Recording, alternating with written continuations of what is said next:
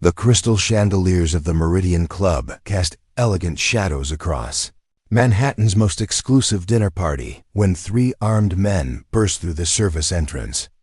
Billionaire tech CEO Amara Valine found herself staring down the barrel of a gun as chaos erupted around the room's most powerful executives. But what happened next would change everything, because the quiet waiter who'd been serving champagne suddenly moved with the lethal precision of a trained killer, neutralizing all three hijackers in under 30 seconds.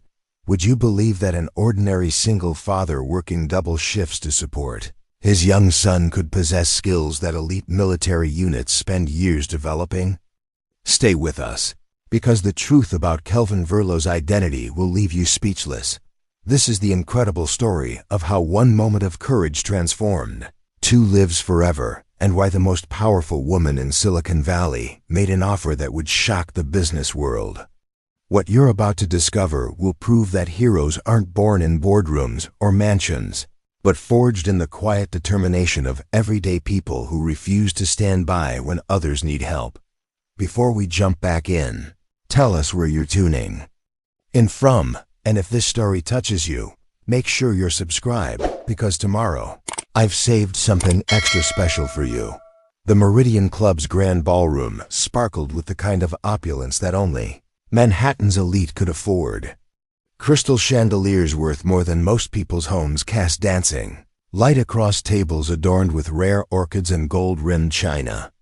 The annual Tech Innovation Gala drew the most powerful figures in Silicon Valley to New York's most exclusive venue, where deals worth billions were negotiated over 7-course meals and vintage champagne. Kelvin Verlow moved between the tables.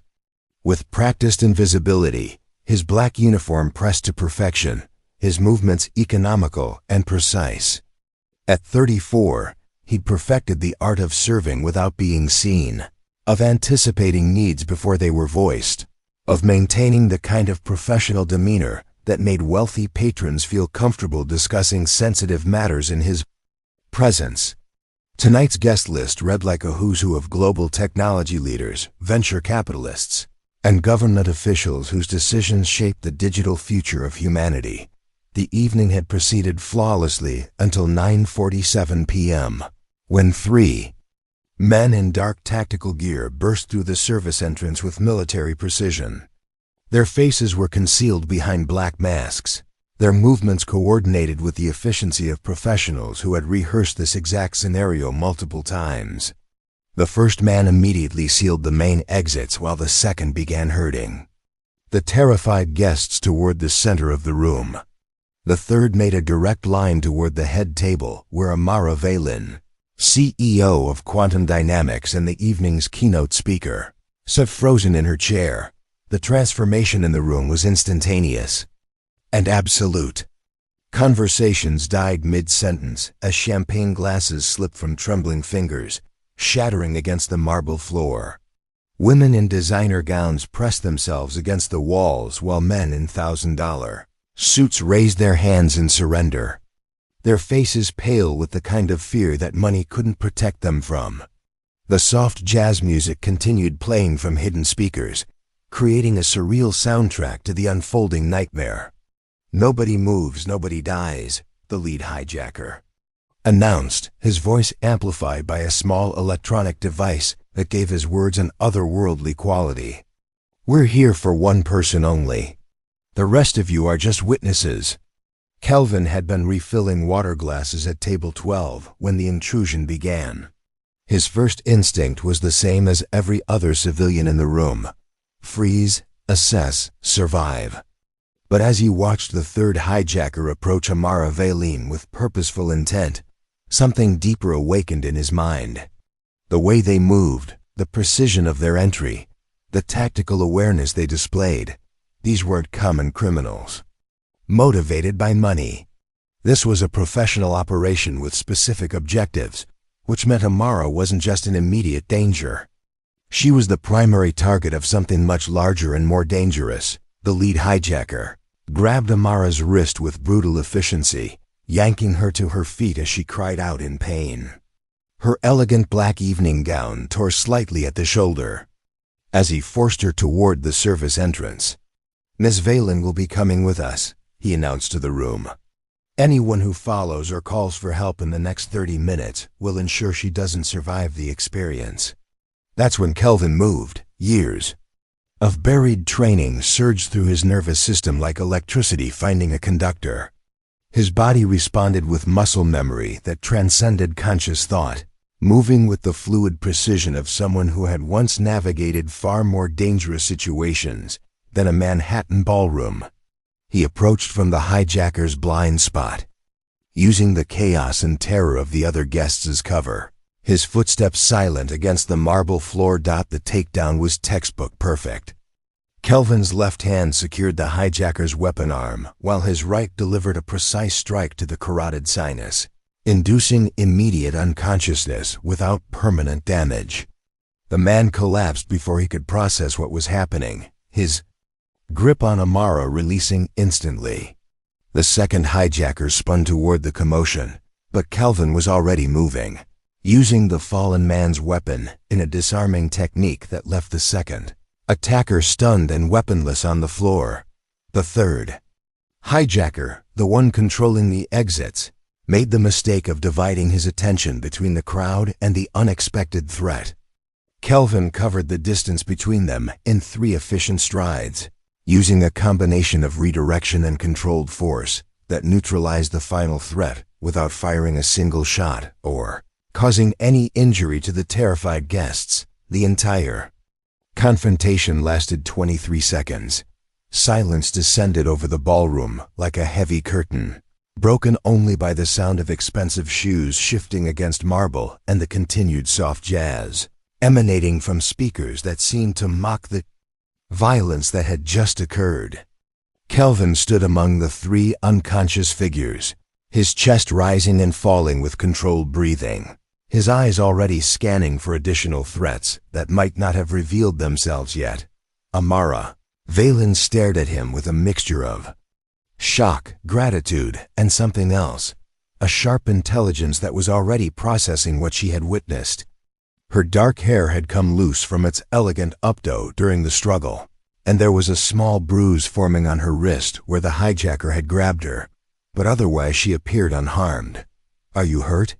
Kelvin asked, his voice calm and professional despite the adrenaline still coursing through his system. "No," she replied, her voice steadier than he'd expected. "Thank you." That was remarkable. But even as she spoke, Kelvin could see questions forming in her intelligent brown eyes. Questions about how a waiter had moved with the precision of elite military personnel. Questions about the specific techniques he'd used to neutralize trained professionals without causing permanent harm. Questions about who he really was and why someone with his obvious capabilities was serving champagne at corporate dinner parties. Sirens wailed in the distance, growing closer with each passing second. The other guests remained frozen in place, unsure whether the danger had truly passed or if this was merely a temporary reprieve. Several had their phones out, recording video that would undoubtedly appear on social media within minutes. But their cameras had been focused on the chaos rather than Kelvin's specific actions. "The police will want statements," Amara said, straightening her torn dress with unconscious dignity. "I'll make sure they understand you're a hero." Kelvin nodded once, but something in his expression suggested that heroism was not how he would describe what had just occurred. To him, it had simply been necessary. Someone had needed help, and he had possessed the skills to provide it. The fact that those skills raised uncomfortable questions about his background was a complication he would deal with later. As the first police officers burst through the main entrance, weapons drawn and voices shouting commands, Kelvin stepped back into the shadows near the service station. Not hiding, exactly, but resuming the invisibility that had defined his civilian life for the past several years. He had done what needed to be done, but the attention that would inevitably follow was something he had hoped never to face again. What he didn't realize was that Amara Valen was not the type of person to let heroism go unnoticed or unrewarded. And what she had witnessed in those 23 seconds had revealed Possibilities that would change both of their lives in ways neither could yet imagine. Amara Valen had built quantum dynamics from a Stanford dorm room idea into a $70 billion quantum computing empire through a combination of brilliant innovation, ruthless business acumen, and an unwavering commitment to advancing human knowledge regardless of political or economic pressures. At 36, she controlled technology that governments desperately wanted to regulate and competitors would kill to possess, making her simultaneously one of the most powerful and most vulnerable people in the global tech industry. Her journey to the top had been neither linear nor easy. Born to middle-class parents in Portland, Oregon, she had displayed an early aptitude for mathematics and computer science that her public school teachers couldn't adequately nurture. Her parents, both hardworking but financially limited, had sacrificed everything to send her to a private academy where her talents could flourish. She'd graduated valedictorian at 16, earned her PhD in quantum physics from MIT at 22, and founded quantum dynamics at 24 with nothing but theoretical models and an unshakable belief that quantum computing could solve humanity's most pressing challenges. The company's breakthrough had come 3 years later, when Amara's team successfully demonstrated stable quantum entanglement at room temperature, eliminating the need for the expensive cooling systems that had made quantum computers impractical for widespread use. That discovery had triggered a feeding frenzy among venture capitalists, government agencies, and technology giants who recognized that whoever controlled practical quantum computing would control the future of everything from artificial intelligence to cryptography. But Amara had refused to sell. Despite offers that would have made her the wealthiest woman in history, she had maintained controlling interest in quantum dynamics, driven by a vision that extended far beyond personal wealth. She believed quantum computing could revolutionize drug discovery, solve climate modeling challenges, break through the barriers limiting space exploration, and democratize access to computational power that could lift entire populations out of poverty. Preparing and narrating this story took us a lot of time, so if you are enjoying it, subscribe to our channel. It means a lot to us. Now back to the story. Her refusal to compromise that vision had made her powerful enemies. Traditional tech giants saw her innovations as existential threats to their market dominance. Government agencies wanted to classify her research to prevent foreign competitors from accessing breakthrough technologies. Investment firms pressured her to prioritize short-term profits over long-term scientific advancement. Foreign governments had made overtures that were equal parts partnership offers and subtle threats. 3 months ago, the pressure had escalated beyond corporate boardroom politics. A consortium led by tech mogul Lucian Tharvin had made an acquisition offer that wasn't really an offer at all. The terms were structured to gut quantum dynamics research and development division while transferring all intellectual property to companies with questionable foreign connections. When Amara had rejected the proposal, Lucian's response had been chillingly direct. "You misunderstand the nature of power in this industry," he had told her during their final meeting in his downtown offices. "Innovation without protection is just expensive curiosity. Perhaps you should consider what happens to curious people who refuse reasonable guidance." That conversation had taken place in a conference room overlooking Central Park, surrounded by lawyers and executives who treated billion-dollar negotiations like chess matches. But beneath the corporate politeness, Amara had recognized something much more dangerous: the cold calculation of someone who viewed human obstacles as problems to be eliminated rather than people to be persuaded. Since then, her security team had documented 17 separate incidents of corporate espionage, ranging from attempted server breaches to employees being approached with substantial bribes for proprietary information. Her head of security, a former federal agent named Andrea Corvale, had recommended upgrading from digital protection to physical bodyguards, but Amara had resisted.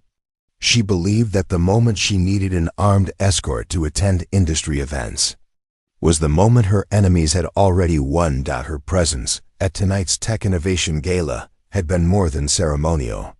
She was scheduled to announce Quantum Dynamics' partnership with the National Science Foundation to make quantum computing resources available to universities and research institutions worldwide, a decision that would democratize access to revolutionary technology while making it exponentially more difficult for any single entity to control or weaponize her innovations.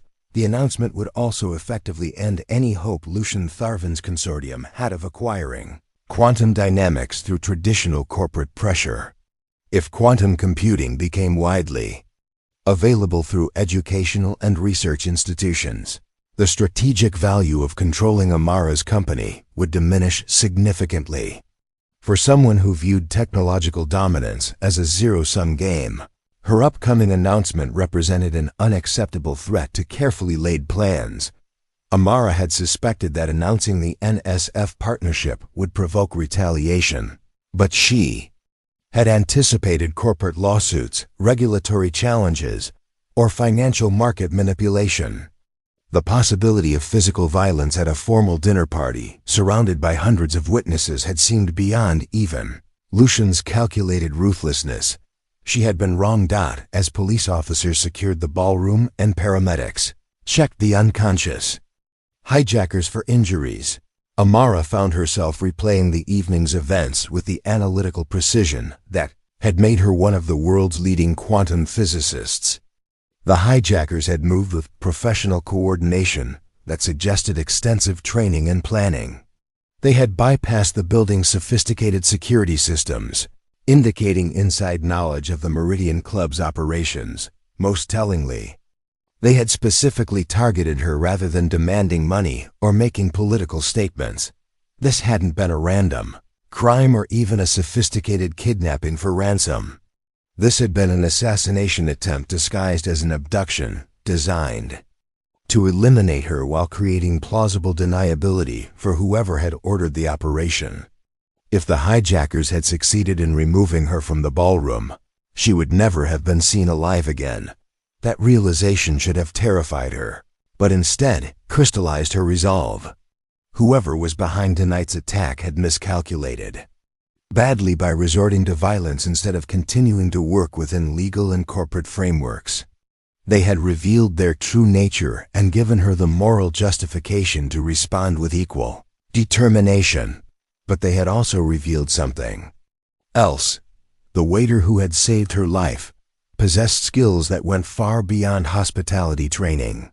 The precision of his movements, the tactical awareness he had displayed, the specific techniques he had used to neutralize trained professionals, everything about his response indicated someone with extensive combat experience and specialized training. As she gave her statement to the lead detective, Amara found herself studying Kelvin Verlo with the same analytical intensity she applied to quantum mechanical problems. He answered questions with calm professionalism, providing clear facts without embellishment or emotional display. His posture remained relaxed despite being surrounded by police officers, and his eyes continued to scan the room with subtle awareness that suggested ongoing threat assessment. Most intriguingly, he deflected questions about his background with practice skill, acknowledging his military service without providing details that would satisfy a curious investigator.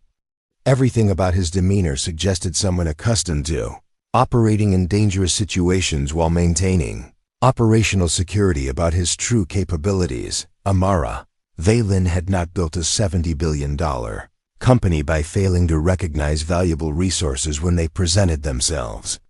And what she had witnessed tonight suggested that Kelvin Verlo represented exactly the kind of resource she was going to need if she intended to survive whatever Lucian Tharvin and his associates planned to do next.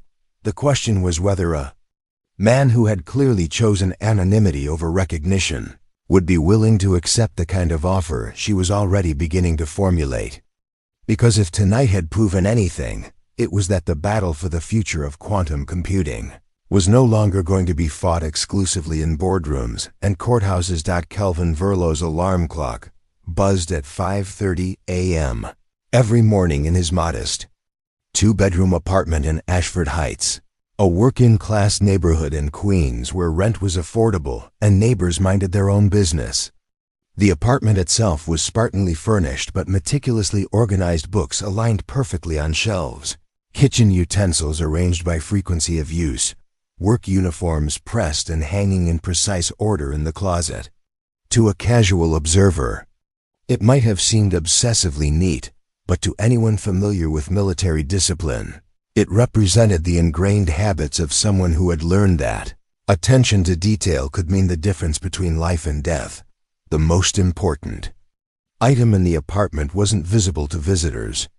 A framed photograph sat on his nightstand showing a beautiful woman with warm, brown eyes holding a serious-faced toddler who bore an unmistakable resemblance to Kelvin himself.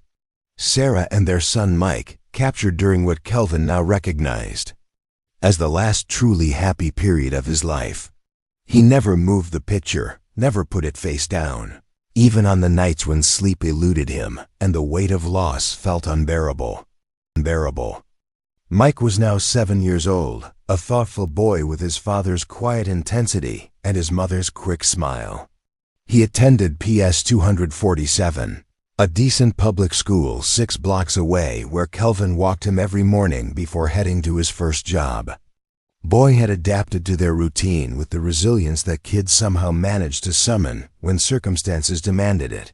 But Kelvin knew the absence of his mother remained a constant presence in their small world. "Dad, why do you have 3 jobs?" "When Tommy's dad only has one," Mike had asked the previous week while they shared breakfast in their tiny kitchen. "Because we're building something important," Kelvin had replied. The same answer he gave every time his son questioned their circumstances. "Sometimes building takes longer than we want, but it's worth doing right." Mike had accepted this explanation with the trust that 7-year-olds placed in their parents, but Kelvin knew the boy was beginning to notice things. How their clothes came from discount stores while his classmates wore brand names. How they took the subway everywhere while other families had cars. How their apartment had basic cable and generic groceries, while his friends' homes offered luxuries that seemed ordinary to everyone except them. Kelvin's first job was a morning shift at Westfield Depot, a wholesale food distribution center where he loaded delivery trucks from 6 a.m. to 2 p.m. The work was physically demanding but straightforward, perfect for someone who needed to stay in shape while avoiding situations that might require explaining specialized skills to curious supervisors. His coworkers knew him as reliable, punctual, and willing to take overtime shifts that others avoided. But they also recognized something in his bearing that discouraged casual familiarity. That guy was definitely something before he started loading trucks, one of his colleagues had observed to another. "You see how he moves? Like he's always ready for something to go wrong." They weren't wrong. Years of conditioning had left Kelvin perpetually aware of his surroundings, automatically cataloging exits, potential threats, and strategic advantages regardless of where he found himself. It was an exhausting way to live, but the habits were so deeply ingrained that conscious effort was required to suppress them rather than maintain them. His second job was afternoon shifts at the Meridian Club, where he worked as a server for private events and formal dinners. The position paid significantly better than the warehouse work, but it required a different kind of endurance, the psychological stamina needed to remain invisible while surrounded by people whose daily decisions affected millions of lives and billions of dollars. He had taken the job initially because the flexible scheduling allowed him to be home when Mike returned from school, but he had discovered an unexpected benefit in the mental discipline required to serve people whose problems seemed insignificant compared to what he had witnessed in other parts of the world. His third job was weekend security at Thornfield Shopping Plaza, a middle-tier mall where his primary responsibilities involved monitoring surveillance cameras and handling minor disturbances. The work was mostly sedentary, which gave his body time to recover from the physical demands of warehouse labor. And the quiet hours allowed him to study business management courses online. Long-term investment in a future where he might provide better opportunities for his son. The schedule was punishing. Warehouse work Monday through Friday. Events serving 3 to 4 evenings per week. Mall security every weekend. But it provided just enough income to cover rent, groceries, Mike's school supplies, and a small emergency fund that grew by $50 each month.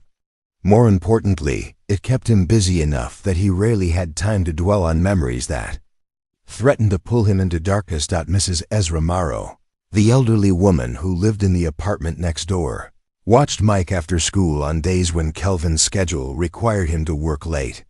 She was a retired teacher who had raised 4 kids of her own and seemed to understand that sometimes single parents needed help without needing to explain why. Her apartment smelled like fresh bread and old books, and Mike had developed the habit of doing his homework at her kitchen table while she prepared dinner for her own family.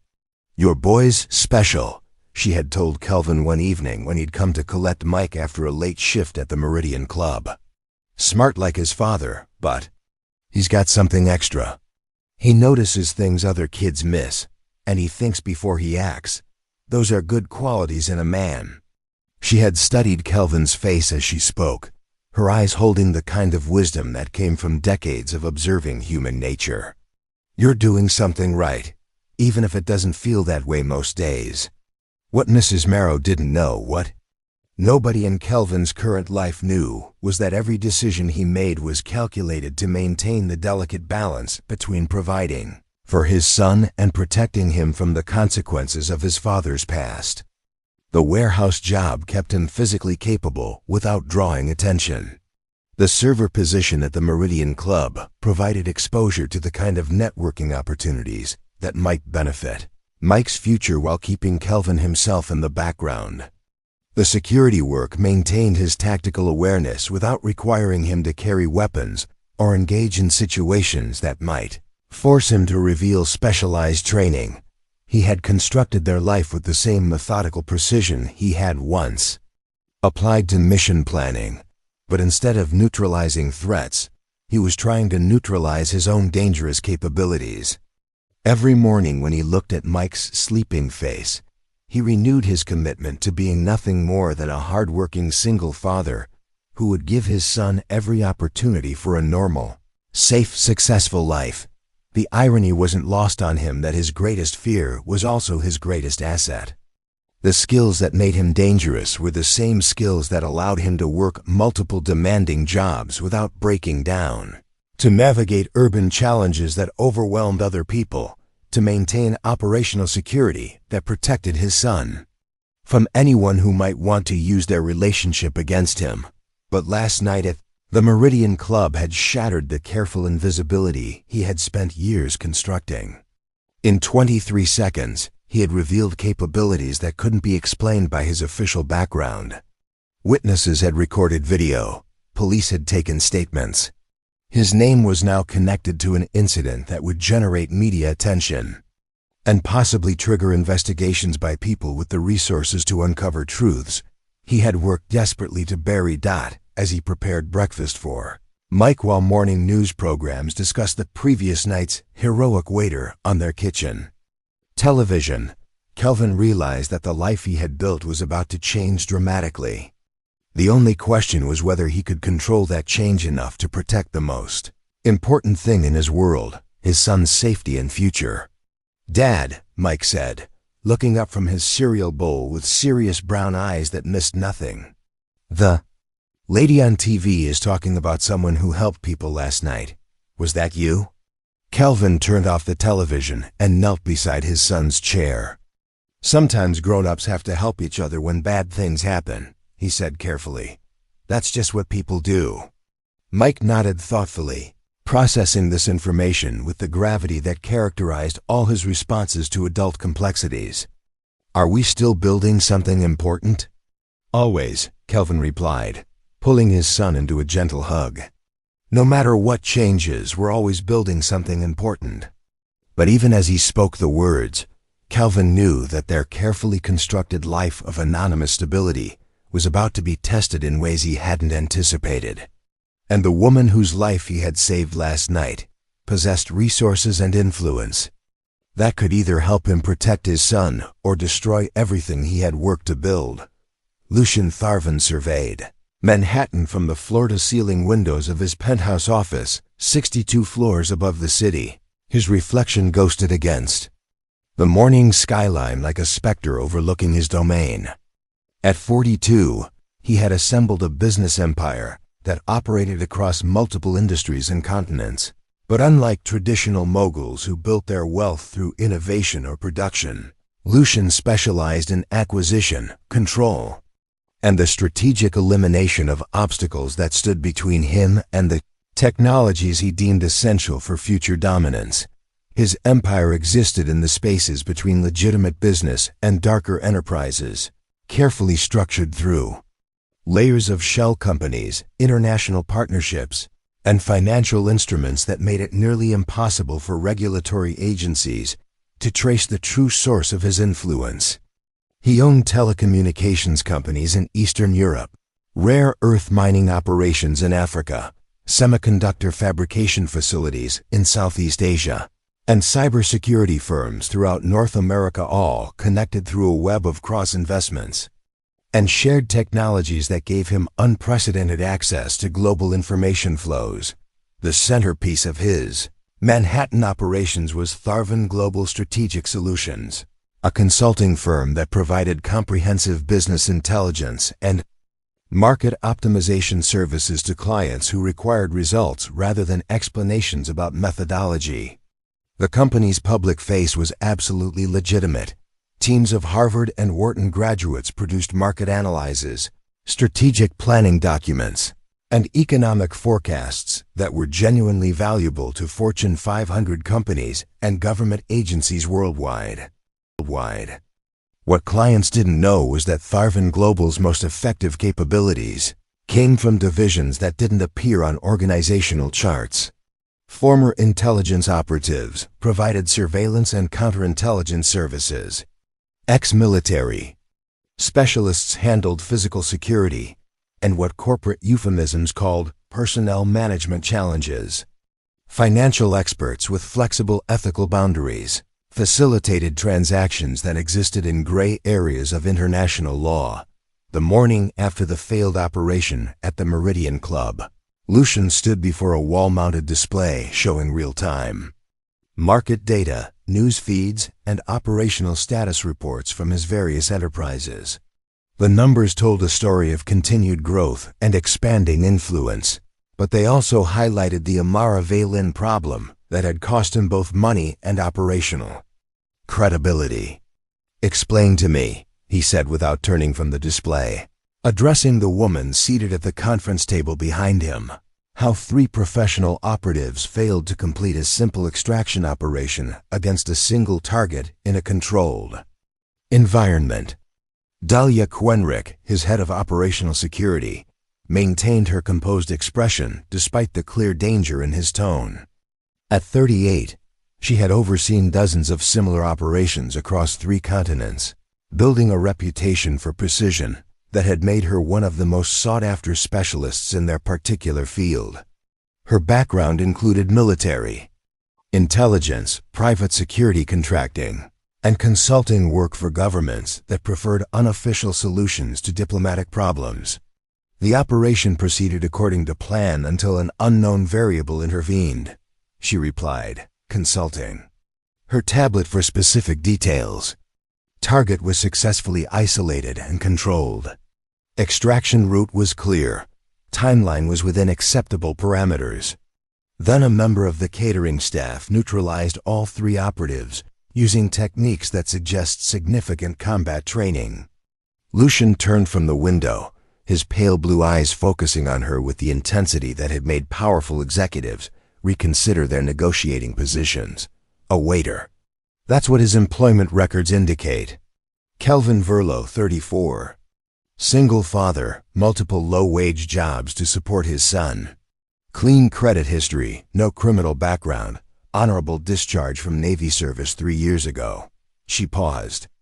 But the preliminary video analysis suggests someone with specialized training far beyond basic military service. Show me. Dahlia activated the room's projection system, displaying footage from multiple security cameras positioned throughout the Meridian Club's ballroom. The video quality was excellent, capturing the operation from several angles as the three operatives executed their planned extraction. Everything proceeded flawlessly until a figure in server's uniform appeared at the edge of the frame. "Here," Dahlia said, slowing the playback to quarter speed. "Watch his movement patterns and technique selection." Even in slow motion, Kelvin's intervention was remarkable to observe. His positioning maximized tactical advantage while minimizing exposure to crossfire. His strikes were precisely calculated to incapacitate without causing permanent injury.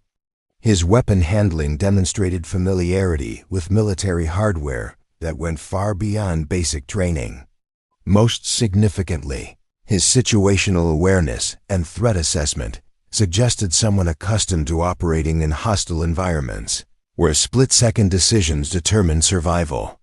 "Special operations," Lucian concluded, his voice carrying the flat certainty of someone who had learned to recognize elite capabilities. "Probably Tier 1 assets, based on the precision and tactical awareness. That's our assessment as well. But his service record doesn't reflect that level of training. Either the documentation has been sanitized, or he's been living under deep cover for reasons unrelated to our operation." Lucian studied the frozen image on the screen, showing Kelvin in the moment of engaging the second operative. The man's expression was calm, focused, devoid of the panic or uncertainty that would characterize a civilian thrust into violence. This was someone who had done similar work before, probably under circumstances far more dangerous than a Manhattan ballroom. Background. On the family situation: single father raising a 7-year-old son. Wife died in a car accident 2 years ago, apparently unrelated to his military service. Multiple jobs to make ends meet. Lives in a working-class neighborhood in Queens. No obvious vulnerabilities except the standard pressure points that come with single parenthood. Financial situation: marginal but stable. No significant debt, small savings account, lives within his means. Not wealthy enough to be immune to monetary incentives, but also not desperate enough to make poor decisions out of immediate need. Lucian processed this information while continuing to study the tactical footage. Kelvin Verlo represented exactly the kind of obstacle that required careful handling, someone with the skills to pose a genuine threat, but also the personal attachments that created strategic vulnerability. The challenge was determining whether he could be neutralized through conventional pressure or whether more sophisticated approaches would be necessary.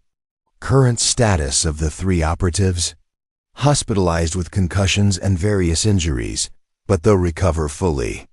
Police questioning has been limited due to their medical condition, and their cover identities are holding under initial investigation. However, extended scrutiny might reveal connections that would be problematic. Arrange for their medical evacuation to our facility in Montreal. Medical privacy laws will prevent further police access, and we can debrief them properly once they've recovered. Lucian moved away from the projection screen to his desk, where multiple secure communication devices provided connection to assets around the world. "What's the current status of the Valen situation?" She's proceeded with her planned announcement of the NSF partnership.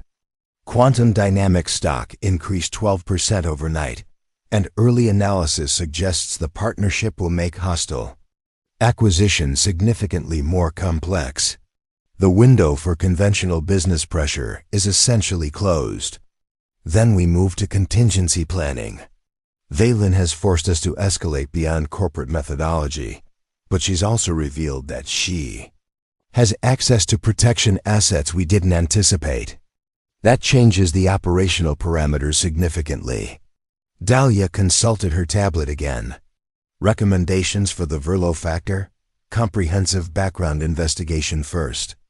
I want to know who he really is, what he's been doing for the past 3 years, and what kind of protection capabilities he might provide to Valen if they establish a working relationship. Lucian activated one of his secure phones, selecting a contact that would connect him to specialists who handled the most sensitive investigative work. Use the Montreal resources for deep background. Financial records, service history, family situation, psychological profile, everything. And if the investigation reveals significant threat potential? Lucian looked out over Manhattan again, his reflection now clearly visible against the morning sky as clouds moved across the sun. From this height, the millions of people moving through the city below looked like components in a vast machine, each following predictable patterns that could be influenced by the right combination of pressure and incentive. But some components were more complex than others, requiring different approaches to achieve desired outcomes. Everyone has pressure points, Dahlia. Former special operations personnel are actually more vulnerable than civilians in some ways, because they have more to lose and better understanding of what certain kinds of attention can cost them. He turned back to face her. But they're also more dangerous if they decide to resist rather than cooperate. We need to understand exactly which category Mr. Verlo falls into before we make our next move. Timeline for the investigation? 72 hours for preliminary assessment, 1 week for comprehensive analysis. The Valen situation requires resolution before her NSF partnership becomes operational, which gives us approximately 10 days to determine whether Kelvin Verlo is an asset we can acquire or a threat that requires elimination. As Dahlia left to initiate the investigation, Lucian returned his attention to the market displays, showing quantum dynamics' continued rise in value. Amara Valen had played her move brilliantly, using the failed extraction attempt to generate public sympathy, while simultaneously announcing a partnership that made her company nearly impossible to acquire through conventional means. But she had also made a critical error by revealing her connection to someone with Kelvin Verlo's capabilities. That connection created opportunities for pressure that hadn't existed before the ballroom incident. It also created risks that would require careful management. But Lucian had built his empire by turning other people's strengths into weaknesses. Through careful application of leverage, the game had become more complex, but the stakes remained the same: control of quantum computing technology that would determine the balance of power for the next generation. And Lucian Tharvin had never lost a game that mattered to him, regardless of how formidable the opposition appeared to be. The photograph had been taken on a beach in Virginia, showing 12 men in casual clothes celebrating the successful completion of their final training exercise. They looked young, confident, and utterly unaware that within 3 years, only one of them would still be alive. Kelvin kept this picture in a locked drawer beneath his work uniforms, taking it out only on the anniversary of their deaths and on nights when nightmares made sleep impossible. Lieutenant Kelvin Verlo had joined the Navy at 18 with dreams of serving his country and supporting the family he hoped to build someday.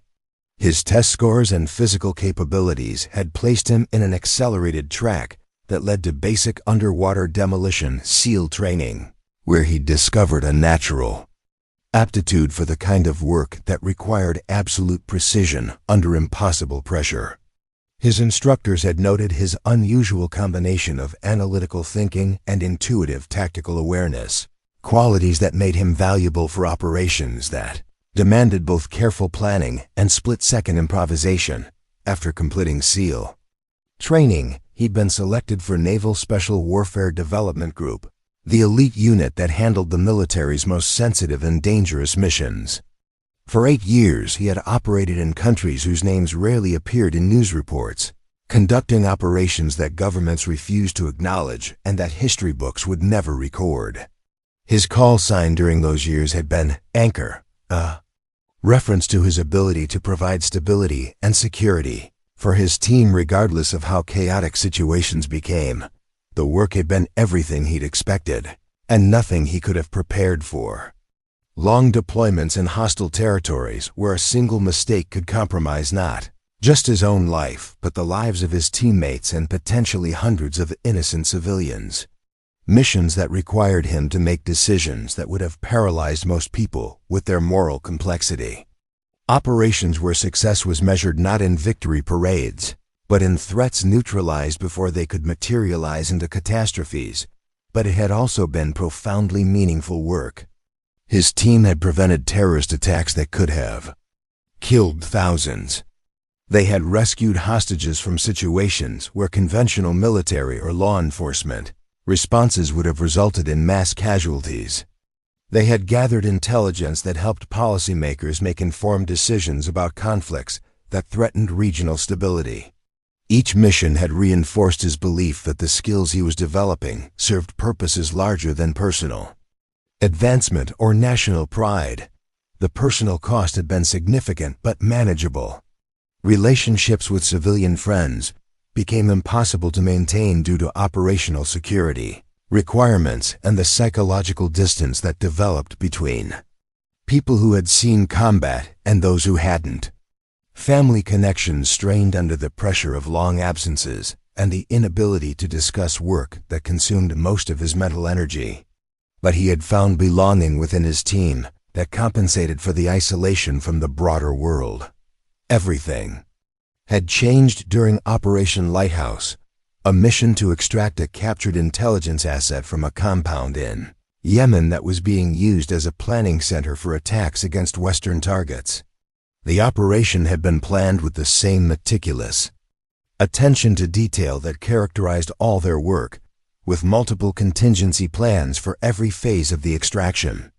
Intelligence reports indicated moderate resistance, minimal civilian presence, and a clear exfiltration route that would allow them to complete the mission with minimal footprint. But the intelligence had been wrong. The compound had been heavily fortified with defensive positions that hadn't appeared in satellite imagery. The captured asset had been moved to a different location, forcing them to adapt their plan in real time while under intense fire. Most critically, the intelligence that had triggered the mission had been compromised, turning their extraction attempt into an ambush that had been planned specifically to eliminate his team. Kelvin had realized the truth during the first minutes of engagement, when the defensive fire had been too precise and too coordinated to represent panicked resistance. Someone had known they were coming, had known their approach route, and had positioned fighters to maximize casualties while minimizing the team's ability to withdraw safely. The mission had been designed to fail, though whether the betrayal had come from human sources or electronic surveillance remained unclear. The next 4 hours had become an exercise in controlled desperation, as his team had fought their way through layers of prepared positions while trying to reach their extraction point. One by one, his teammates had fallen to sniper fire, explosive devices, and coordinated small arms attacks that demonstrated professional military training rather than irregular militia capabilities. By the time support aircraft had arrived to provide covering fire for extraction, Kelvin had been the only member of his team still breathing. The official after-action report had cited equipment failure and faulty intelligence as the primary factors contributing to the mission's outcome. Kelvin had been debriefed extensively, decorated for valor under fire, and offered counseling services to help him process the psychological trauma of losing his entire team. But no investigation had been conducted into how their operational security had been compromised, and no explanation had been provided for the intelligence failures that had made the ambush possible. 6 months later, while reviewing classified reports about related operations, Kelvin had discovered evidence suggesting that Operation Lighthouse had been deliberately sabotaged by someone with access to mission planning information. Financial records indicated unusual transactions between defense contractors and foreign entities in the weeks preceding the mission. Communication intercepts revealed advanced knowledge of American special operations activities among groups that shouldn't have possessed such information. When he had presented his findings to his commanding officers, requesting a formal investigation into potential security breaches, he had been told that the matter was being handled through appropriate channels and that his continued inquiry was neither necessary nor advisable. His requests for transfer to a different unit had been denied. His applications for advanced training that would have moved him away from operational assignments had been rejected. The message had been clear: he could continue performing missions, while knowing that operational security might be compromised, or he could leave the service entirely. Staying meant accepting the possibility that he might be sent into situations where success was impossible and survival unlikely. Leaving meant abandoning the work that had defined his adult life and the team members who depended on his skills and experience. The decision had been made for him when Sarah had been killed in what police had determined to be a random traffic accident. The drunk driver who had struck her car had no apparent connection to Kelvin's military service, and the investigation had found no evidence of foul play. But the timing, coming just weeks after his inquiries about Operation Lighthouse, had convinced him that remaining in the service would continue to endanger the people he cared about. He had submitted his resignation, accepted his honorable discharge, and disappeared into civilian life with the same thoroughness that had characterized his military operations. New identity documents, carefully constructed employment history, and a background that would satisfy casual investigation, while revealing nothing about his true capabilities or experiences. For 3 years, he had successfully maintained that fiction, becoming exactly what his documentation claimed: a hard-working single father with unremarkable military service, trying to provide a stable life for his son. The skills that had made him valuable to naval special warfare had been suppressed, channeled into civilian activities that kept him physically and mentally prepared without drawing attention to capabilities that could raise uncomfortable questions. But the ballroom at the Meridian Club had shattered that carefully constructed anonymity in 23 seconds. Video footage of his intervention would be analyzed by people with the expertise to recognize elite military training. His name was now connected to an incident that would generate media attention and possibly trigger background investigations by agencies with the resources to discover discrepancies in his official history. More troubling, his intervention had placed him in the orbit of Amara Valen, whose enemies possessed the sophistication and resources to conduct the kind of investigation that could uncover truths he had worked desperately to hide.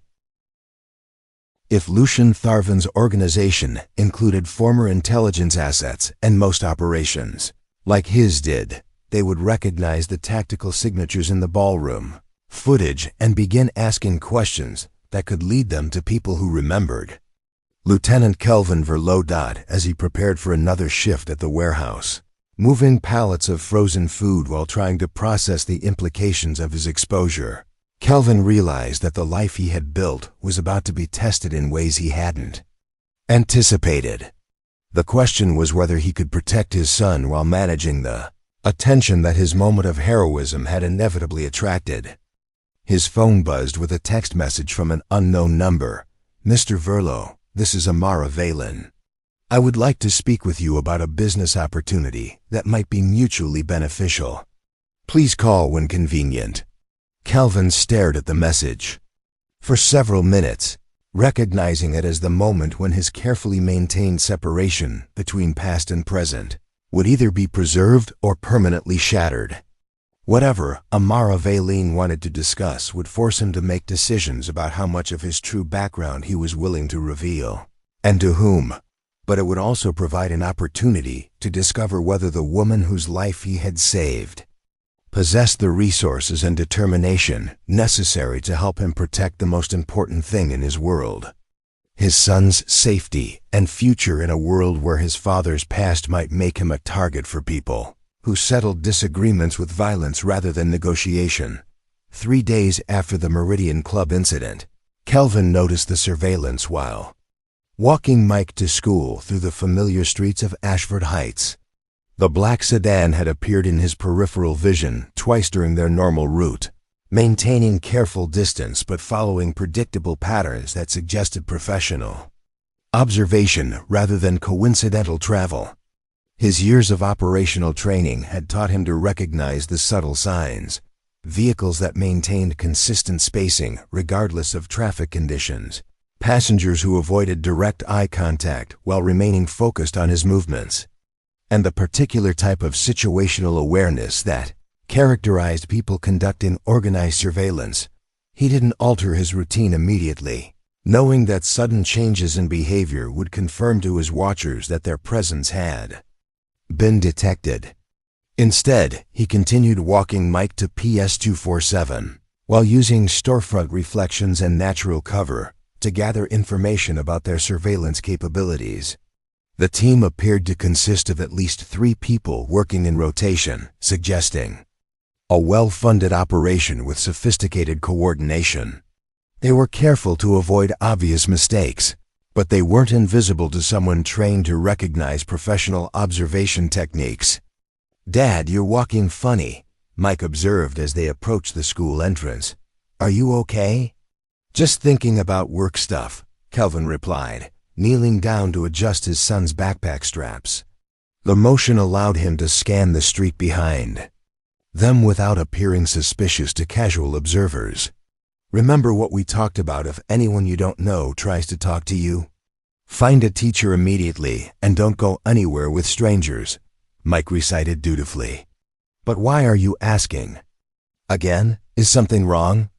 "Just making sure you remember our safety rules," Kelvin said, pulling his son into a brief hug. "I love you, buddy. Have a good day at school." But as he walked away from the school, Kelvin's mind was already shifting into tactical assessment mode. The surveillance confirmed his worst fears about the consequences of his intervention at the Meridian Club. Someone with significant resources had identified him as a person of interest and was conducting the kind of investigation that would eventually reveal discrepancies in his background story. More troubling, they had obviously connected him to Mike, which meant his son was now potentially at risk from people who might view family members as leverage rather than innocent bystanders. His phone rang during his lunch break at Westfield Depot. The number was blocked, but something about the timing suggested this wasn't a coincidental telemarketing call. "Mr. Verlo." The voice was professional, courteous, and completely unfamiliar. "My name is Victor Castellani. I represent certain business interests that have become aware of your recent activities. I was hoping we could arrange a brief conversation about matters of mutual concern."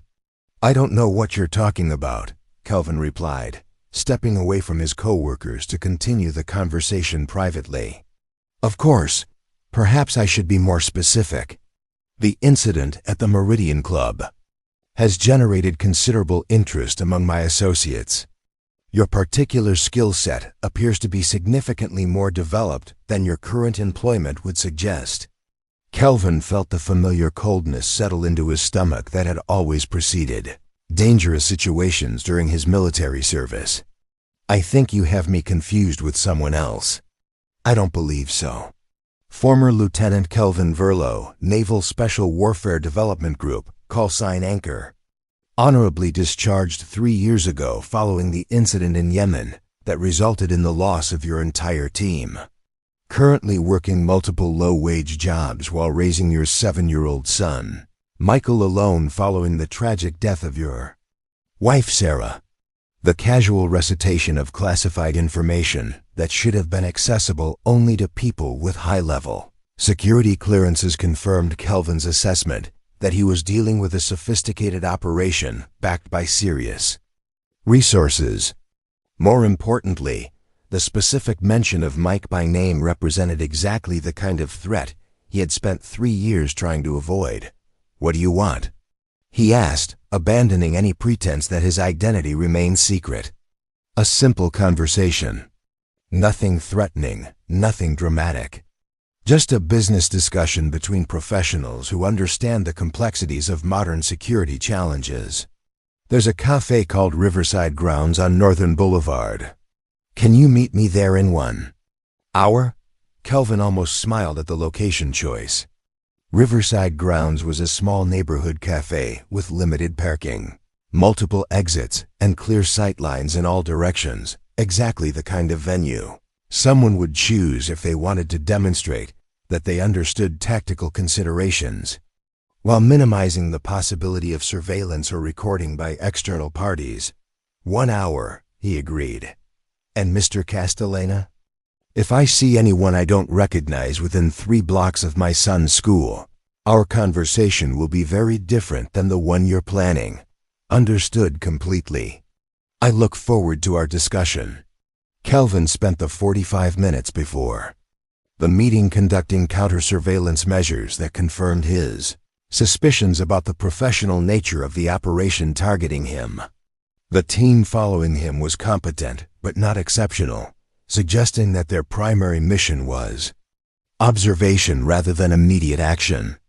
That distinction was important because it indicated that whoever was behind the surveillance still viewed negotiation as preferable to direct confrontation. Riverside Grounds proved to be exactly what he had expected. A modest establishment with decent coffee and the kind of layout that allowed for private conversation without creating obvious security vulnerabilities. Victor Castellana was waiting at a corner table, dressed in an expensive but understated suit that suggested success. Without drawing attention, he appeared to be in his mid-40s, with the kind of careful grooming and situational awareness that characterized people accustomed to high-stakes negotiations. "Mr. Verlo," he said, rising to shake hands with practiced professionalism. "Thank you for taking the time to meet with me." "Coffee? I'll get my own," Kelvin replied, maintaining the tactical advantage of controlling his own food and beverage consumption. When he returned to the table with a simple black coffee, Victor was reviewing what appeared to be a standard business portfolio. "I'll be direct," Victor began. "My employer has developed significant interest in quantum dynamics and its founder, Amara Valen. Recent events have suggested that Ms. Valen may be expanding her security arrangements to include personnel with specialized capabilities. Your intervention at the Meridian Club demonstrated exactly the kind of skills that such arrangements might require. I helped someone who was in trouble. That's all. Your modesty is admirable, but unnecessary. The tactical footage has been analyzed by people qualified to recognize elite military training. Your background investigation has revealed service history that explains your capabilities. We're not here to debate what happened or why you were capable of such an effective response." Victor opened the portfolio, revealing photographs that made Kelvin's blood run cold. Images of Mike walking to school, playing in the neighborhood park, sitting at Mrs. Marrow's kitchen table doing homework. The pictures were clearly recent, taken with professional equipment from concealed positions that demonstrated sophisticated surveillance capabilities. "Your son is a remarkable boy," Victor continued conversationally.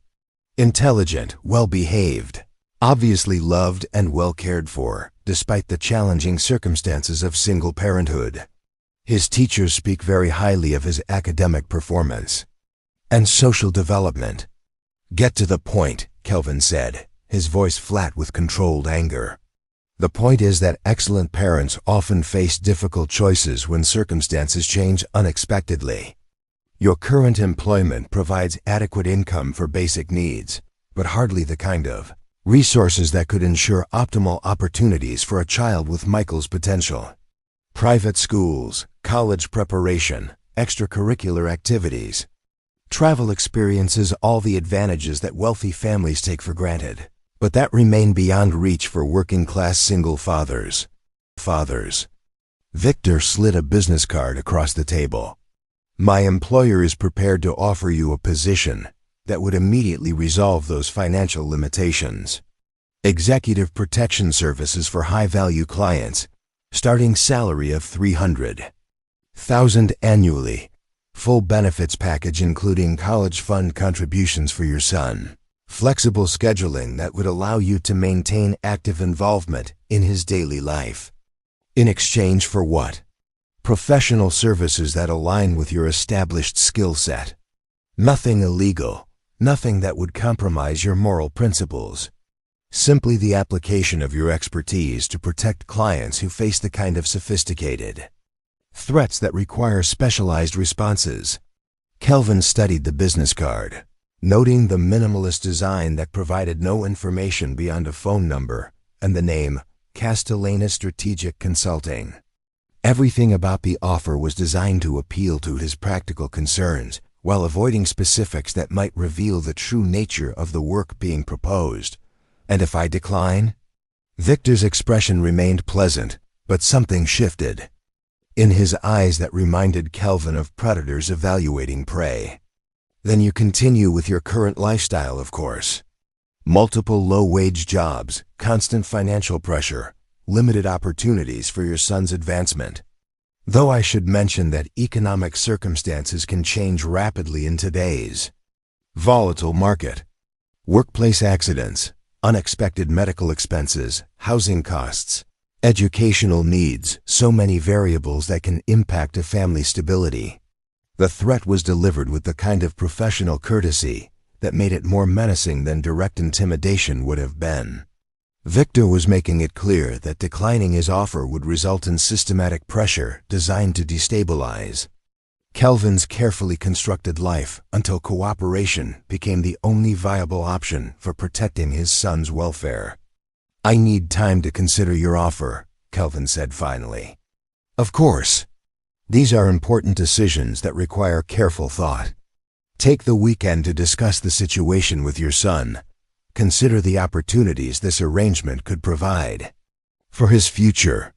I'll contact you Monday morning for your decision. Victor closed the portfolio and prepared to leave, but paused as if remembering an afterthought. Oh, and Mr. Verlo? Ms. Valen contacted you recently about a business opportunity. I would strongly recommend declining any proposal she might make. Her current situation has become quite complicated, and association with her organization could prove detrimental to people who value privacy and stability. After Victor left, Kelvin remained at the table for several minutes, processing the implications of the conversation while analyzing his limited options. The offer itself was probably legitimate in its financial terms, but the work would almost certainly involve activities that violated his moral principles and potentially placed him in legal jeopardy. More importantly, accepting employment with people who had threatened his son would create a dependency relationship that could be exploited indefinitely, but declining the offer would trigger the kind of systematic harassment that could destroy the life he had built for Mike. Financial pressure, workplace accidents, housing problems, educational interference, all delivered with the plausible deniability that would make it impossible to prove deliberate targeting while making normal life impossible to maintain. His phone buzzed with a text message from Mrs. Morrow. Mike is safe at my apartment doing homework. Some strange men were asking questions about you both in the neighborhood. I think you should come home. Kelvin left the cafe immediately, his mind already shifting into the tactical planning mode that had kept him alive during 8 years of special operations. The direct threat to his son had crossed the line from negotiation to warfare, and the skills he had spent 3 years suppressing were about to become necessary for protecting the most important thing in his world. But first, he needed to make a phone call that would either provide allies in the conflict that was now inevitable, or confirm that he was facing this battle alone. Amara Valen's business opportunity might represent his only chance to obtain the resources and support necessary to protect Mike from people who viewed family members as acceptable collateral damage in their pursuit of business objectives. The war for his son's safety was about to begin. And Kelvin Verlo was then pretending to be an ordinary single father who could be intimidated by people who mistook his preference for peaceful anonymity as weakness or lack of capability.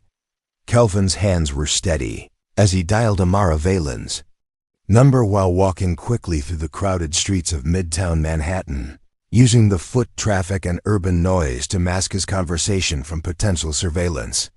He had left work early, citing a family emergency that wasn't entirely fabricated, and spent 40 minutes conducting counter-surveillance measures to ensure he could communicate without being monitored by Victor Castellana's organization. Ms. Valen, he said when she answered on the second ring. This is Kelvin Verlo. I believe we need to talk immediately. I was hoping you would call, she replied, her voice carrying the kind of focused attention that suggested she was already aware that their situation had evolved beyond simple business opportunities. I assume recent events have made our conversation more urgent than either of us anticipated. Your assumption is correct. Are you available to meet in person within the next hour? Absolutely. Do you have a location preference that addresses your security concerns? The fact that she immediately understood the tactical implications of their meeting confirmed Kelvin's assessment that Amara Valeen was not naive about the dangers she faced or the resources that might be necessary to address them effectively. Grand Central Terminal, main concourse, near the information booth. 45 minutes. I'll be there. Grand Central provided exactly the kind of environment Kelvin needed for this conversation. Massive crowds that made surveillance difficult. Multiple exit routes, excellent sight lines for threat assessment, and enough ambient noise to prevent electronic eavesdropping without sophisticated equipment. He arrived 20 minutes early, conducting a thorough reconnaissance of the concourse to identify potential observation positions and escape routes, while maintaining the appearance of a commuter checking train schedules. Amara appeared precisely on time, dressed in jeans and a simple sweater that suggested she understood the value of avoiding attention in public spaces. She moved through the crowd with the confident navigation of someone accustomed to urban environments. But Kelvin also noticed the subtle ways she positioned herself to maintain awareness of potential threat skills that indicated professional security training or extensive experience with personal protection protocols. Thank you for meeting me, she said as they found a relatively quiet position near one of the departure boards. I assume the urgency relates to pressure you've received regarding our potential association. Someone claiming to represent business interests made contact today. They demonstrated knowledge of my background and made specific threats regarding my son's safety if I choose to work with you. Kelvin kept his voice level despite the anger that threatened to surface whenever he thought about the photographs Victor had displayed. They also offered me employment that would presumably involve activities contrary to your interests. Lucian Tharvin's organization moves quickly when they identify potential obstacles, Amara replied, her expression hardening with the kind of focused determination that had built her company into a global technology leader. What exactly did they propose?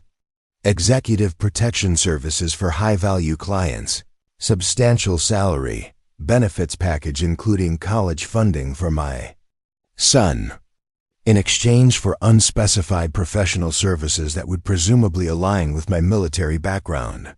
And the alternative if you declined? Systematic pressure designed to destabilize my family's situation until cooperation became necessary. For survival. Workplace accidents, financial difficulties, educational problems for my son, all delivered with plausible deniability but obvious intent. Amara studied his face with the analytical intensity she probably applied to complex technical problems. What's your assessment of their operational capabilities? Professional team with significant resources and government-level access to classified information. They know details about my military service that should be accessible only to people with high security clearances. Their surveillance is competent, though not exceptional, suggesting they're more accustomed to corporate intelligence than active operations, which means they're dangerous but not invincible. She paused, clearly processing strategic implications. What did you tell them? That I needed time to consider the offer. They're expecting my decision Monday morning. That gives us approximately 60 hours to determine whether we can work together effectively, and if so, how to neutralize the threat they represent to both our interests. Amara gestured toward a quieter area near the windows overlooking Lexington Avenue. Let me explain what I know about Lucian Tharvan's organization and what I'm prepared to offer in terms of mutual protection. As they walked to a position that provided better operational security, Kelvin found himself reassessing his initial impression of Amara Valen. Her public image emphasized her role as a brilliant scientist and innovative entrepreneur, but her tactical awareness and strategic thinking suggested someone who had learned to operate effectively in environments where intellectual capability alone was insufficient for survival. Tharvan Global Strategic Solutions operates as a legitimate consulting firm, but their most effective capabilities come from divisions that provide services ranging from industrial espionage to personnel elimination. She began, her voice low, enough to avoid attracting attention from nearby travelers. They've been pressuring quantum dynamics for 8 months, using increasingly aggressive methods as conventional business tactics proved ineffective. The incident at the Meridian Club was an escalation beyond corporate pressure. Exactly. Which means they've committed to resolving the quantum dynamics situation through methods that can't be reversed or negotiated. Your intervention saved my life, but it also revealed that I have access to protection capabilities they hadn't anticipated. Now they're trying to neutralize that advantage by recruiting you or eliminating you as a factor.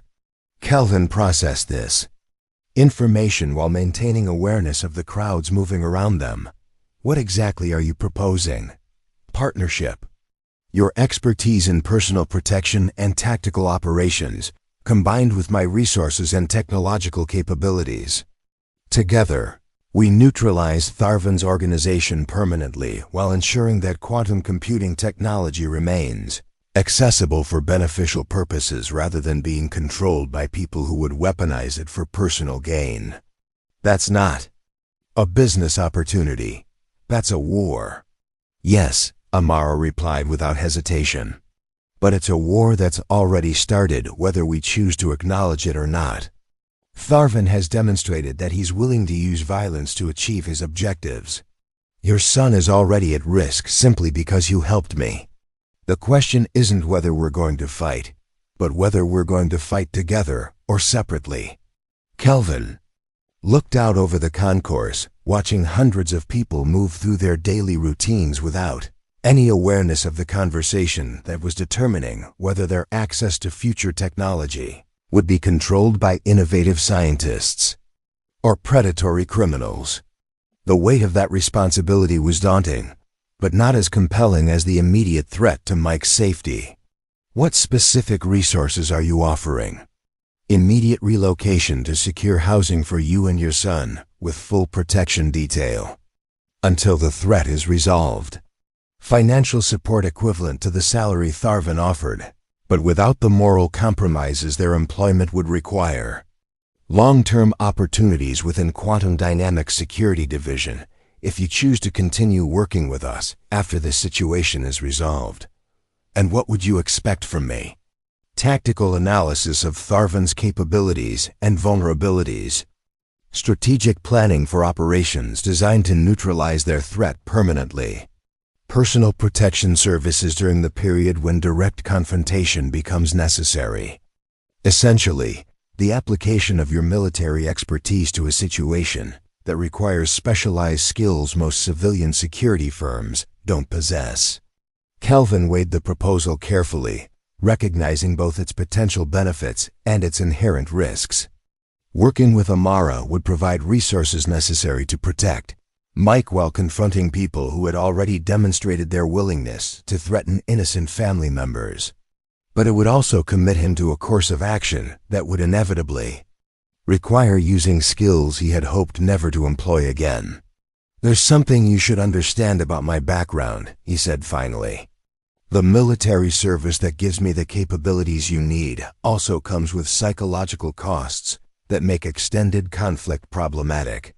I've spent 3 years learning to live as a civilian specifically because the person I was during active service wasn't someone I wanted my son to know.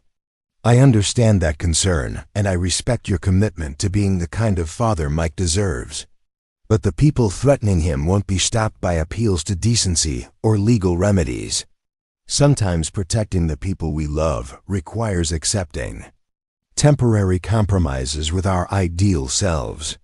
Amara's response revealed an understanding of moral complexity that suggested she had faced similar decisions in her own life. Building a technology company in an industry dominated by people who prioritized power over principles had presumably required her to make choices that conflicted with her academic ideals about scientific collaboration and open research. If I agree to work with you, Kelvin said, I need guarantees about operational parameters. No activities that target innocent people. No permanent solutions that could be achieved through less extreme methods. No operations that would place my son at greater risk than he already faces. Agreed completely. Tharvan's organization has forfeited any claim to restraint by threatening your family, but that doesn't mean we abandon our own moral principles in responding to their tactics. Kelvin made his decision based on strategic analysis rather than emotional reaction, though the anger he felt about threats to his son certainly influenced his willingness to accept risks he would normally avoid. I'll work with you, but on one condition that's non-negotiable, which is, if at any point this partnership places my son in greater danger than he would face if I simply accepted Tharvan's offer, I reserve the right to withdraw and pursue that alternative regardless of the broader implications for your situation. That's completely reasonable, Amara replied immediately. Your son's safety is the priority that makes all other considerations secondary.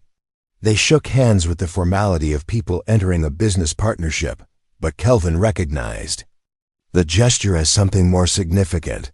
Two people with complementary capabilities committing to a course of action that would either neutralize a serious threat or destroy both their lives in the attempt. As they prepared to leave Grand Central through separate exits to avoid creating surveillance opportunities for potential watchers, Amara handed him a secure phone and an address written on business card stock. Safe house in Westchester County, she explained. Bring Mike there tonight. Security team will meet you at the location to provide briefing and protection detail. We'll begin operational planning tomorrow morning. And Victor Castellana's Monday deadline? You'll keep that appointment and deliver a message that should clarify the new dynamics of this situation. Specifically, that Kelvin Verlo is no longer an isolated target they can intimidate with threats against his family. As Kelvin walked toward the subway entrance that would take him back to Queens, he felt the familiar mental shift that had always preceded dangerous operations during his military service. The careful civilian routine he had maintained for 3 years was about to be replaced by tactical planning, threat assessment, and the kind of strategic thinking that required him to become someone he had hoped never to be again. But Mike's safety was worth any personal cost, and the people who had mistaken his preference for peaceful anonymity as weakness were about to discover exactly who they had chosen to threaten. The safe house in Westchester County looked like any other upscale suburban home from the street, but Kelvin's trained eye immediately recognized the subtle modifications that transformed it into a secure facility. Reinforced window frames that could stop small arms fire, discrete cameras providing complete perimeter coverage, landscaping designed to eliminate concealment opportunities for potential intruders, and the kind of communication equipment that suggested connectivity to sophisticated monitoring systems. Mike had accepted the sudden relocation with the adaptability that 7-year-olds somehow managed when their parents presented changes as adventures rather than emergencies. He'd packed his favorite books and toys without complaint, trusted that Mrs. Marrow would take care of their apartment while they were away, and settled into the guest bedroom with curiosity about their temporary new surroundings rather than anxiety about the disruption to his routine. This place has a really good kitchen, he observed while exploring the house with Kelvin after their arrival. And there's a game room with actual arcade machines. Are we staying here because of your new job with the nice lady from the restaurant? Something like that, Kelvin replied, once again impressed by his son's ability to process complex situations without being overwhelmed by details he couldn't control. We're going to be here for a while until some work stuff gets sorted out. Okay. Can I call Mrs. Marrow later to tell her we got here safely? Absolutely. The security team that Amara had arranged proved to be exactly what Kelvin had hoped for. Former military and law enforcement personnel with the kind of professional competence that inspired confidence rather than concern. Their leader, a former Marine gunnery sergeant named Carl Malrick, briefed Kelvin on the facility's capabilities while Mike explored the game room under the watchful supervision of a female operative who specialized in family protection assignments. Perimeter is monitored 24/7 with both electronic surveillance and physical patrols, Carl explained as they reviewed the house's security protocols. Communications are encrypted and routed through servers that can't be traced to this location. Food service, medical support, and educational resources are all available on site if extended residence becomes necessary. How long can this facility operate independently? Indefinitely, if required.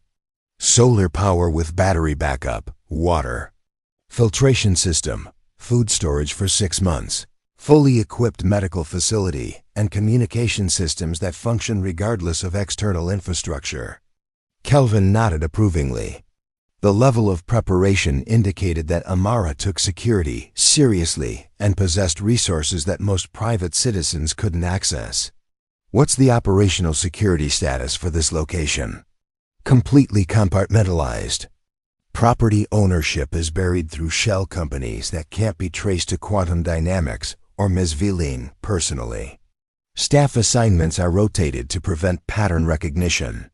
All communication with external contacts is routed through secure channels that maintain operational anonymity. And if this location is compromised, 3 backup facilities with identical capabilities, plus extraction protocols that can relocate. Protected personnel within 30 minutes of threat identification.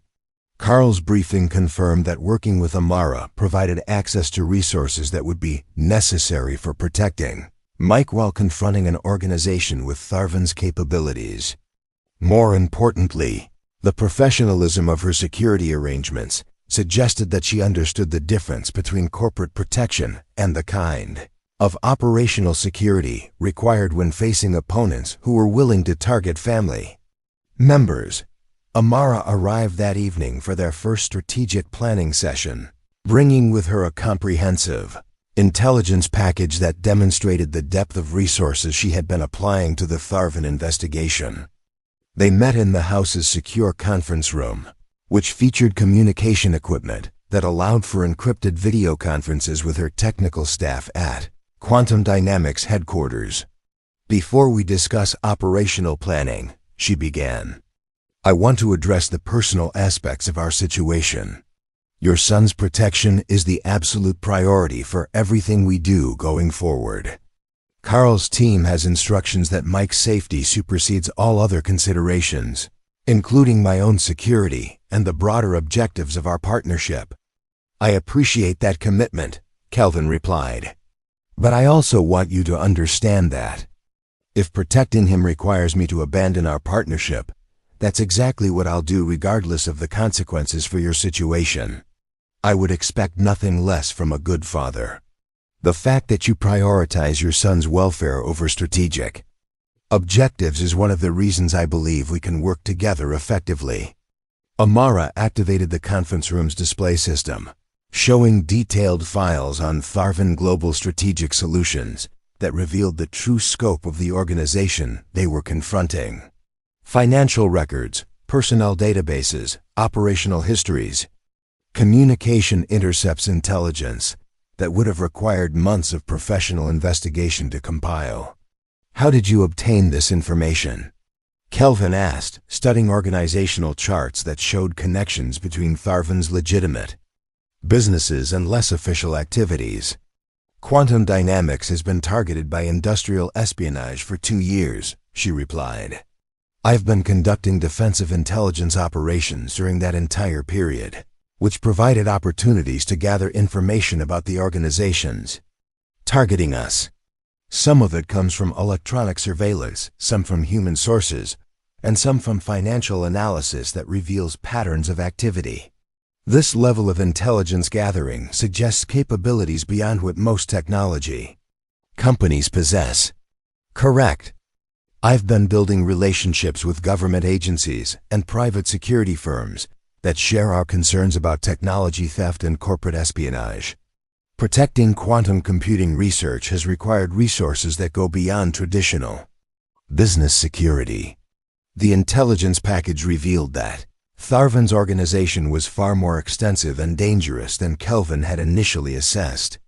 Operations in 12 countries, connections to foreign intelligence services, a history of personnel elimination disguised as accidents or suicides, and financial resources that allowed them to maintain pressure on targets indefinitely. Victor Castellana is their director of personnel acquisition, Amara explained, highlighting his photograph and service record.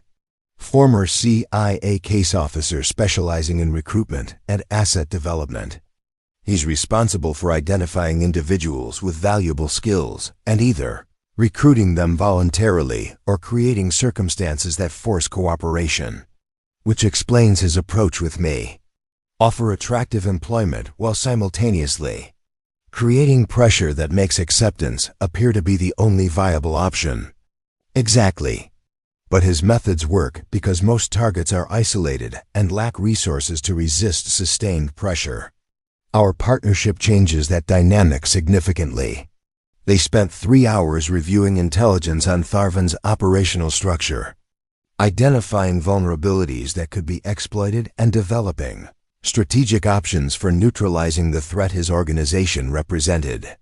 Kelvin's military experience provided tactical analysis that complemented Amara's understanding of corporate and technological vulnerabilities, creating a comprehensive assessment of their opponent's capabilities and weaknesses.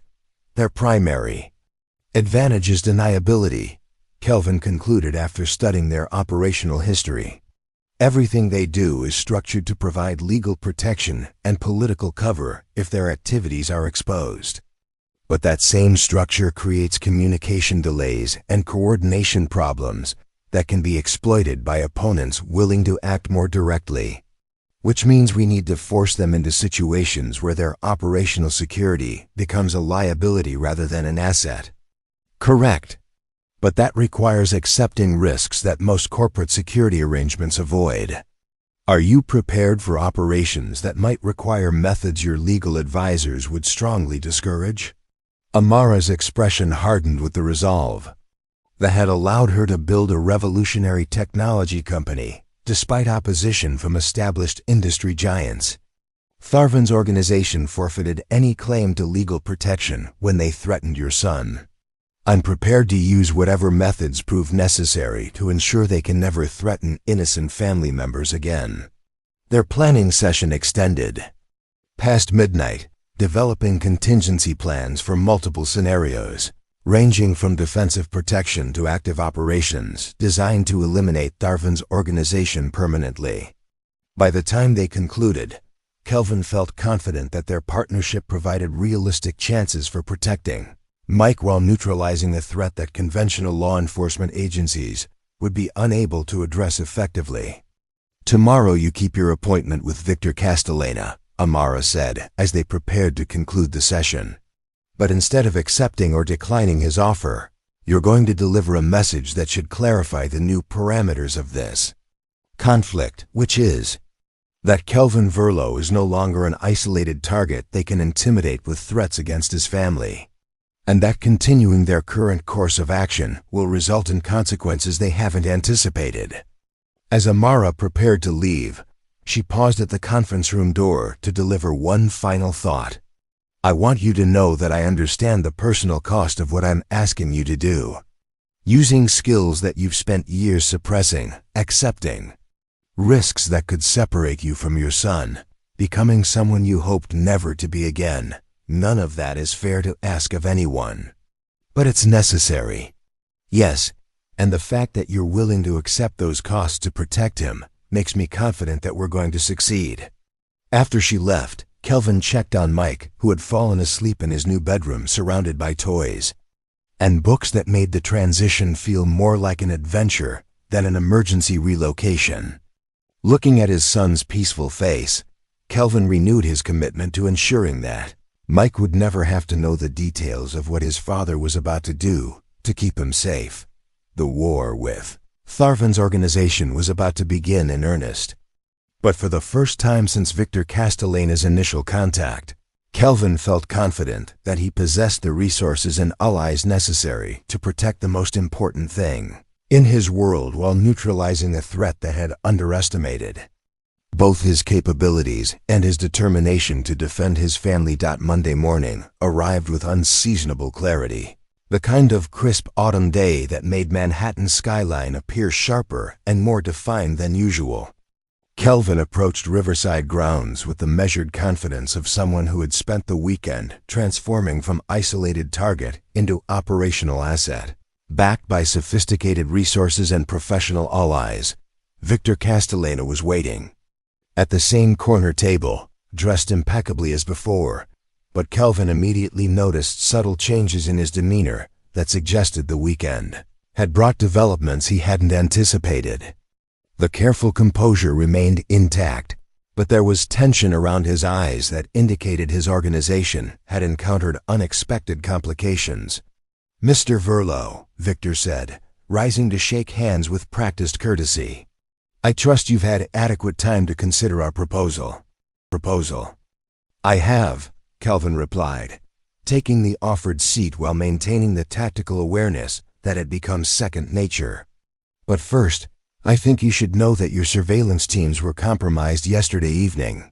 All 3 vehicles. 6 personnel total, currently in federal custody on charges related to unauthorized monitoring of government contractors." Victor's expression remained professionally neutral, but the slight tightening around his eyes confirmed that this information was both accurate and problematic for his organization's operations. "I'm not sure what you're referring to." "Of course you are. Just like you're aware that your organization's financial records have been subpoenaed by the Treasury Department's Financial Crimes Enforcement Network, and that Lucian Tharvan is currently answering questions about international money transfers that violated several banking regulations." The color drained from Victor's face as he realized that the weekend had fundamentally altered the balance of power in their conflict. Whatever resources Kelvin had accessed were far more sophisticated than a simple corporate security arrangement, suggesting connections to government agencies that could make Tharvan Global's carefully constructed legal protections irrelevant. "Ms. Valen's resources are more extensive than we anticipated," Victor said carefully. "Much more extensive. But here's what's really important for you to understand. The offer you made regarding my employment is no longer relevant because the organization you represent no longer exists in any meaningful sense." Kelvin leaned forward slightly, allowing Victor to see the complete confidence that came from knowing his son was protected by people whose capabilities far exceeded anything Tharvan's organization could deploy.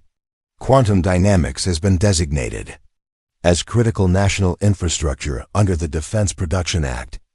Any further attempts to interfere with their operations or threaten their personnel will be treated as matters of national security rather than corporate disputes. And my personal situation? That depends entirely on your next decisions. Cooperation with federal investigators will result in witness protection and relocation to a country without extradition treaties. Continued loyalty to an organization that's about to be dismantled will result in prosecution for conspiracy, terrorism financing, and accessory charges related to multiple homicides. Victor processed this information while clearly calculating his extremely limited options. The careful professional demeanor that had characterized their previous meeting was replaced by the desperate awareness of someone whose career had just been terminated by forces beyond his control. What exactly are you proposing? Complete cooperation with the investigation into Tharvan Global's operations. Full disclosure of personnel, financial records, operational histories, and client relationships. In exchange, federal prosecutors will recommend minimum sentences and protective custody for people who provide valuable testimony. The conversation concluded 20 minutes later with Victor's agreement to surrender himself to federal agents, who had been positioned around the cafe throughout their meeting. As he was escorted away, Kelvin felt the profound relief that came from knowing the threat to his family had been permanently eliminated.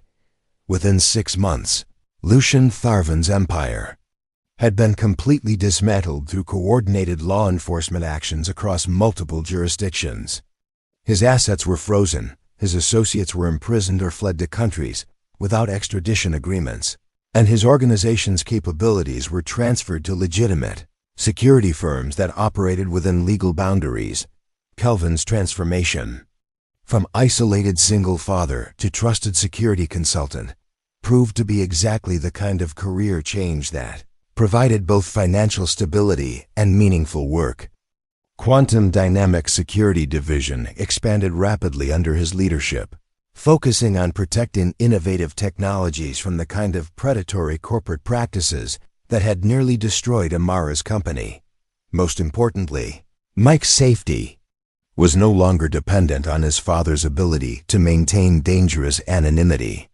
Instead, it was protected by legitimate employment that used Kelvin's skills for purposes he could explain with pride rather than conceal with carefully constructed lies. The man who had spent 3 years hiding from his past had discovered that some skills were too valuable to remain buried, especially when they could be used to protect the people and principles that mattered most.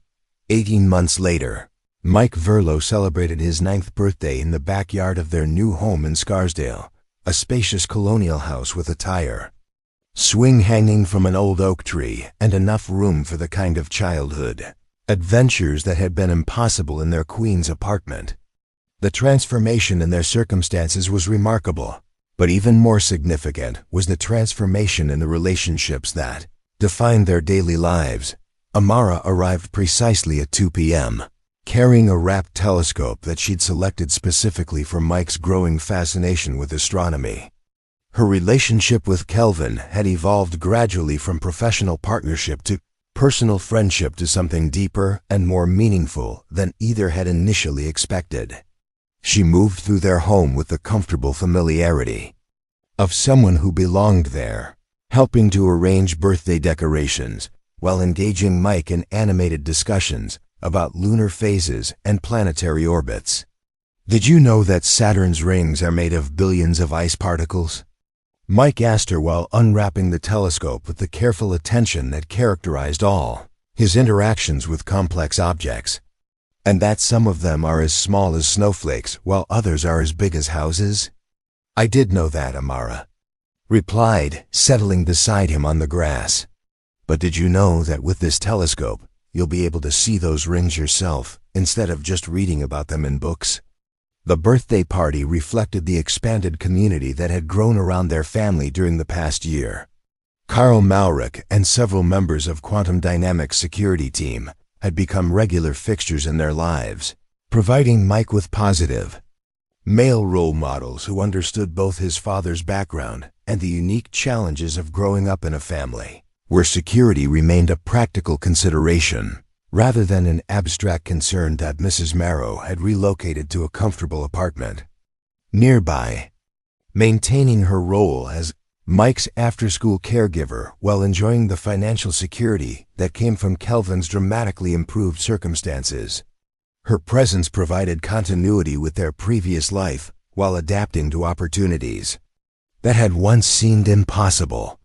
"Your father is a remarkable man," she told Mike while they arranged birthday cake slices with mathematical precision that honored both their family traditions and Kelvin's ingrained attention to detail. "He's learned to use his special talents to help people instead of hiding them away. That takes courage most people never have to develop."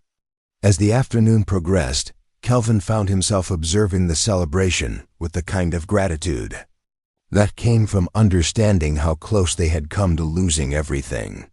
Mike's laughter as he experimented with his new telescope, Amara's obvious joy in contributing to his son's education and development, the relaxed camaraderie of friends who had become extended family, all of it represented the kind of ordinary happiness that had seemed permanently beyond reach during their years of careful anonymity. "Are you happy, Dad?" Mike asked as they cleaned up after the party, his serious brown eyes studying his father's face with the perceptive attention that missed nothing important.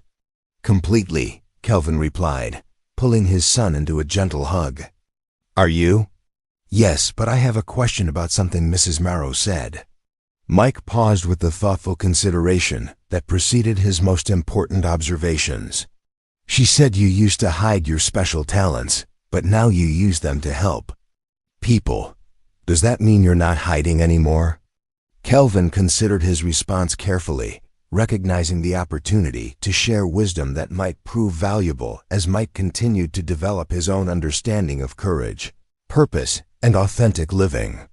"I spent a long time thinking that keeping my ability secret would keep us safe.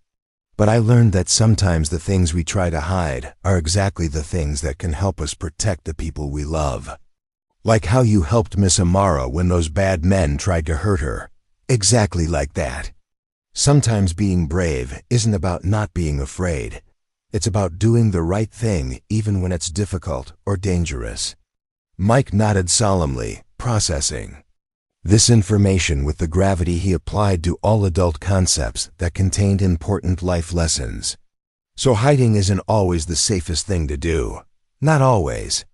Sometimes the safest thing is to be honest about who we are and use our abilities to make the world better for the people we care about." As they finished cleaning and prepared for the evening routine that had become comfortable rather than regimented, Kelvin reflected on the journey that had brought them to this point. The man who had spent 3 years working multiple jobs while suppressing his most valuable capabilities had discovered that true security came not from hiding his strengths, but from using them in service of principles that made him proud.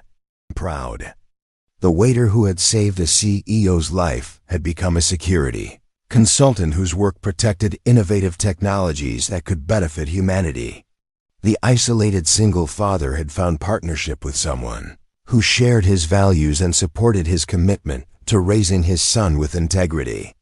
The former operator who had lost his team had built a new community of people whose safety and success had become his mission. True strength, he had finally learned, wasn't found in perfect self-sufficiency or flawless control of circumstances.